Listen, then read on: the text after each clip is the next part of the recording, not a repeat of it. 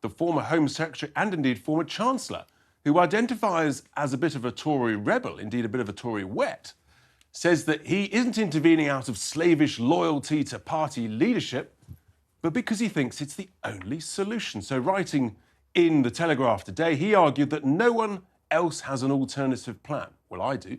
For the choices between doing nothing and Rwanda. His comments come after the House of Lords last week inflicted 20 defeats on the government's Rwanda scheme.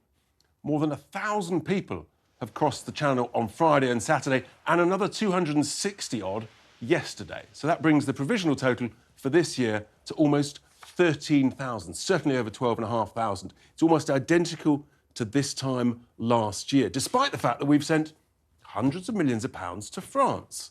So it seems to me that we're sending lots of money to the French. Allegedly, they're doing a lot more to stop the departures from the French shores, and yet the same number is coming over, which I suspect means that actually over the coming months, we're going to see many, many more people coming over, many more of these migrants.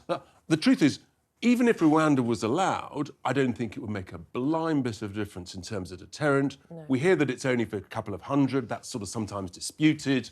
I don't think it's a deterrent. If there's 40, 50,000 coming over, even if there was 1,000 sent to Rwanda, it's still not a deterrent. Your odds are good. All the vile people smugglers would do, they just change the terms of trade. There'd be a sort of a rebate scheme. You know, if you got sent to Rwanda, you get your money back. I mean, it's not difficult. So what's your alternative plan? My alternative plan, which actually I think you agree, the kind and compassionate thing is to stop people leaving in the first place. So what you should do is what the Australians did, vary that, pick up out of the dinghies, safely take back to Dunkirk and Calais, as you're entitled to do under existing international law, and you do a deal with the French and you say, we're going to rapidly process people on French soil, work out whether or not they're genuine or not, whether they're economic migrants or whatever, and you do that in a fortnight. Have an appeals system, do it as a joint venture.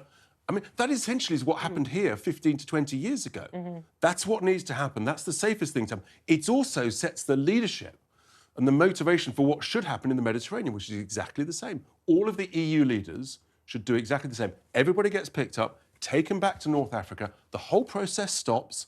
Yes, you can talk about finance, you can talk about all of that, the processing camps, but that's the only way you stop the deaths. But that's the bottom line. Would you have more safe routes to begin with in order to stop people from coming over via small boats? So that's a different point. The safe and legal route point, you say, look, I say we've got a visa scheme. We had 1.2 million people come here through a safe... from North Africa. Well, from all over the place. Just Ukraine, Hong Kong, Afghanistan. Yeah, but that's... And the majority of people come by small boats. That's not only...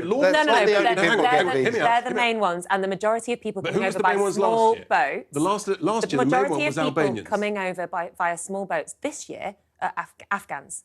And there's already a safe route for them, but we've reached the limit on it, so we need to increase the amount of people who can come over. And have them all over, yeah? You've spoken quite a lot, Richard. Just give me 1 second. The amount of Afghan interpreters who helped us during the war... It doesn't interest me. What do you mean it doesn't interest you? Why do we keep letting everybody in?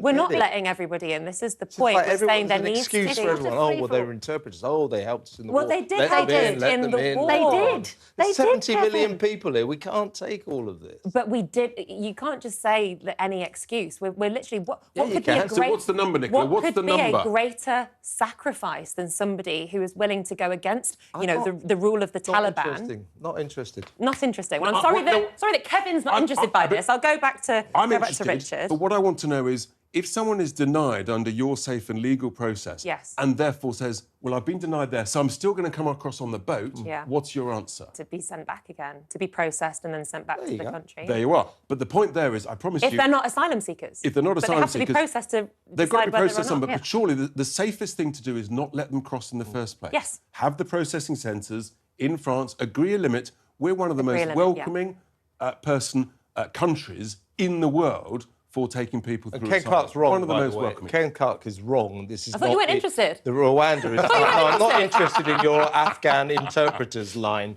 Just made it up. It's not the only way to stop the migrants. It's one aspect. No. It's a deterrent.